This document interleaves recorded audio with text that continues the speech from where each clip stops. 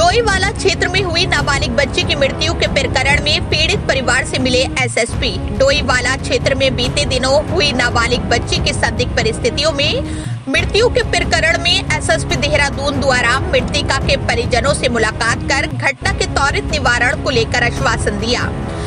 जानकारी बीती 5 जुलाई को डोईवाला क्षेत्र अंतर्गत कुड़कावाला में स्थित एक क्रेशर में एक नाबालिग बच्ची की संदिग्ध परिस्थितियों में मृत्यु की घटना की संवेदनशीलता के दृष्टिगत एसएसपी देहरादून द्वारा आज कोरोनेशन अस्पताल जाकर मृतक बच्ची के परिजनों व परिचितों से मुलाकात की गई। इस दौरान एसएसपी देहरादून द्वारा मृतका के परिजनों को विश्वास दिलाया कि घटना की निष्पक्षता से विवेचना कर घटना में शामिल दोषियों के विरुद्ध सख्त से सख्त कार्रवाई की जाएगी।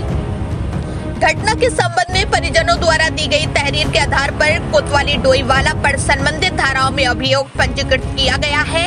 पूरे घटनाक्रम की विस्तृत जांच तथा गुणवत्तापूर्ण विवेचना हेतु एसएसपी देहरादून के निर्देशों पर एसपी ऋषिकेश के पर्यवेक्षण में तथा क्षेत्र अधिकारी ऋषिकेश के नेतृत्व में विशेष टीम का गठन किया गया है, जिसमें स्थानीय पुलिस के साथ एएचटीयू, एसओजी तथा फील्ड यूनिट प्रभारियों को रखा गया है, जिनके द्वारा संपूर्ण घटनाक्रम के सभी पहलुओं की विस्तृत एवं गुणवत्तापरक विवेचना करते हुए घटना में सम्मिलित सभी अभियुक्तों के विरुद्ध प्रभावी साक्ष्य संकलन की कार्रवाई की जाएगी।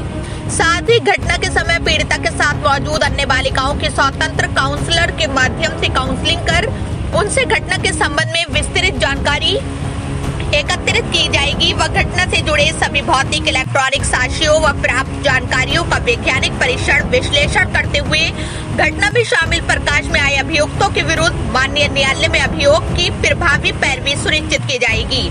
घटना में पुलिस द्वारा घटना स्थल को सील किया गया है तथा फॉरेंसिक टीम द्वारा घटना स्थल का निरीक्षण करते हुए घटना स्थल की फोटोग्राफी, वीडियोग्राफी कर आवश्यक साक्ष्य संकलन की कार्रवाई की गई है।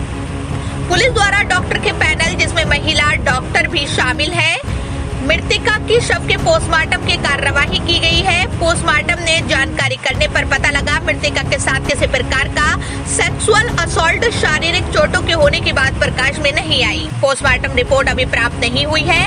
पोस्टमार्टम रिपोर्ट मिलने के बाद प्रकरण में अग्रिम कार्रवाई की जाएगी।